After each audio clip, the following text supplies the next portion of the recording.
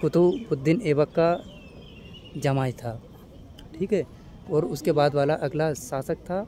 और जो आखिरी तल आप देख रहे हो उसका निर्माण फिरोज शाह तुगलक ने करवाया था, ठीक है। तो ये पूरा कुतुब मीनार का इतिहास मैंने बता दिया आपको, और बाकी आपको ये कुतुब मीनार में आपको दिखा ही रहा हूँ, घूमिए बढ़िया से।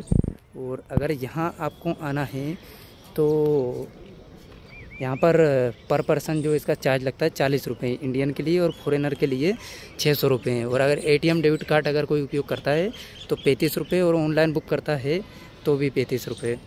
और इसके अलावा फॉरेनर में 50 रुपये माइनस हो जाएंगे ATM डेबिट कार्ड वगैरह और ऑनलाइन में, ठीक है। 600 की जगह 550 लगेगा फॉरेनर के लिए। और ये देखिए यहाँ पर तमाम लोग घूम रहे हैं।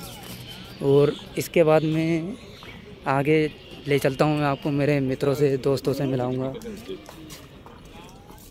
ये मेरा दोस्त है, कुतुब मीनार का फ़ोटो शूट कर रहा है, सदन नाम है इसका। और आगे मैं मिलाने जा रहा हूँ, वो देखिए आप, ये मेरा परम मित्र परम दोस्त विपिन है। और ये देखिए यहाँ पर इसमें ये जो देख रहे हो आप, ये लकड़ी का पूरा वो बना हुआ है। अब यहाँ से मैं आपको कुव्वत उल मस्जिद जो कुतुबुद्दीन ऐबक ने, ये विपिन है वो सदन खड़ा है। अब ये देखिए, और नक्काशी देखिए कितनी बेस्ट नक्काशी है। और इसकी जो नक्काशी जो है, जो कलाकृति है, इस्लामिक शैली में ये बना हुआ है। और बाकी आप चलते चाहिए अंदर। आया भाई आया। अब अंदर में लेके चल रहा हूँ। ये कुव्वत उल मस्जिद है, इसकी स्थापना कुतुबुद्दीन ऐबक ने करवाई थी 1193 ईस्वी में। और इसके बारे में जो इतिहासकार है वो बताते हैं कि ये जो आपको इसका दिख रहा पूरा बनावट, ये जो यहाँ पर 27 हिंदू मंदिर थे और कुछ जैन मंदिर थे, उनको तोड़ के और उसके ही मलबे से ये मस्जिद का निर्माण करवाया गया था। ये मस्जिद भी पूरी टूटी फूटी अवस्था में है। ये देखो मस्जिद का जो वो एरा दिख रहा है आपको, ये पूरा अब टूटी फूटी अवस्था में पहुँच गया है। अब ये कहे तो बिल्कुल जीर्ण, मतलब कि उतनी वो उस काल में रही होगी 1193 ईस्वी में। उस काल में वैसा अब इसका स्कल्पचर बचा नहीं है। ये देखिए इधर ये कुतुब मीनार है, उसी परिसर में ये कुव्वत उल मस्जिद है। ये देखिए कुछ यहाँ पर दरगाहें भी बनी हुई है, कोई होगा। ये महाराज जी हैं, सदन महाराज। और ये देखो ये दरगाह है, यहाँ पर ये दरगाहें हैं। और इसमें एक दरगाह वो हैं। और इसके अलावा मैं आपको बताने जा रहा था, कुव्वत उल मस्जिद का आगे का निर्माण कुतुबुद्दीन ऐबक अकेले नहीं करवाया था, बाद में इल्तुतमिश ने करवाया था। और कुछ हिस्सा फिरोज शाह तुगलक ने। फिरोज शाह तुगलक के काल में आके ये दोनों परिसर है ये कंप्लीट हुए थे, ये पूरे ये।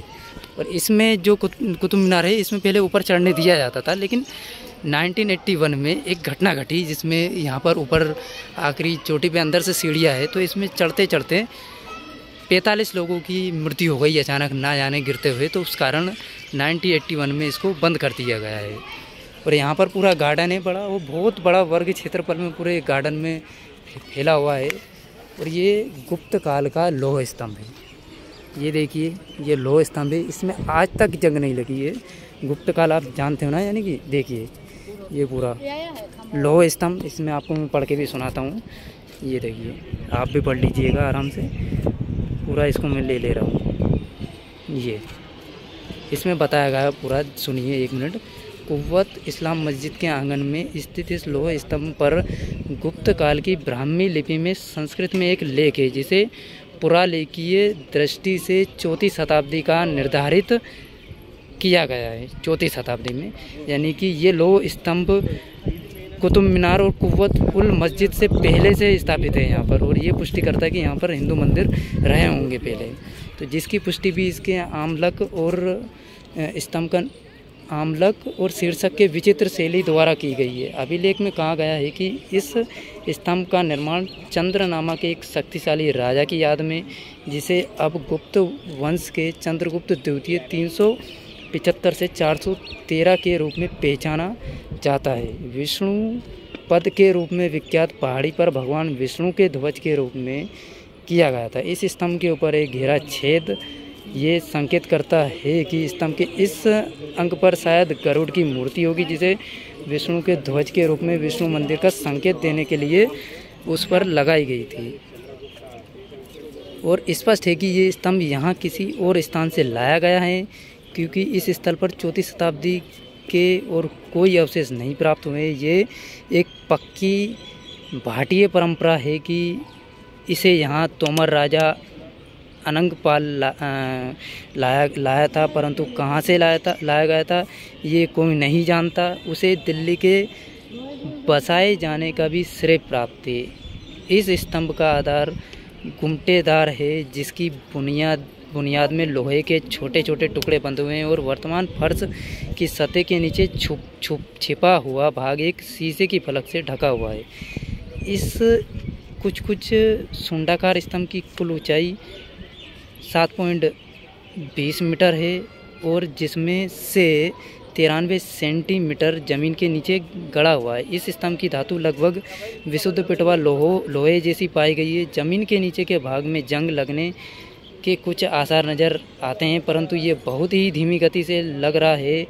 इतने विशाल लोहे स्तंभ का निर्माण, जो कि अपने 1600 वर्ष के अस्तित्व के दौरान बहुत अधिक नहीं बिगड़ा है, प्राचीन भारतीयों के धातुकर्मीय कौशल का स्थायी रूप से साक्षी है। तो ये मैंने आपको पूरा पढ़ के सुनाया है, यहाँ पर जो बताया है। बाकी ये लोह स्तंभ है, आप ये लोह स्तंभ देखिए, इसमें जो बताया गया था नीचे जो आप देखते हैं ना, नीचे से ऊपर तक, इसमें इसके 1600 वर्ष कंप्लीट होने पर भी इसमें जंग नहीं लगा हुआ। ये आज भी ऐसा का ऐसा ही खड़ा हुआ है, जो उस समय के लोह जो धातु कर्म में जो शिल्पकारी थी उसकी उत्कृष्टता के बारे में बताते हैं। ये आप बता सकते हैं कब में? हाँ, तुम बताओ, तुम्हें कुछ याद हो तो भाई बताओ, सहयोग करो। यूपीएससी वाला हो। ये देखिए इसकी जो वास्तुशैली देखिए उस समय की, ये इस्लामिक वास्तुशैली है पूरी बताई गई है। ये देखो बारीक नक्काशी है इसमें पूरी, कितनी अच्छी तरीके से ये नक्काशी की हुई है। ठीक है, तो वीडियो को ज़्यादा बड़ा नहीं करते हैं। बाकी जो ये इसकी जो लंबाई बताई जाती है 73 मीटर बताई जाती है। बाकी ये मैंने लोह स्तंभ बता दिया। बाकी ये जो मस्जिद है, ये मस्जिद का पूरा एरिया था यहाँ पर, और जो मस्जिद मैं आपको बताऊँगा वो कुव्वतुल मस्जिद वहाँ पर है। ये पूरी वो आप देख पा रहे हो कुव्वतुल मस्जिद, वो जो उसमें जो कटोराकार जो हो अर्धगोलाकार वो आपको दिख रहे होंगे, वो पूरी ये आधार भी हैं, ये अभी कार्य किया हुआ है ये लोहे का। बाकी कुव्वतुल इस्लाम मस्जिद वो है और कुतुब मीनार ये है। तो वीडियो को समाप्त करते हैं।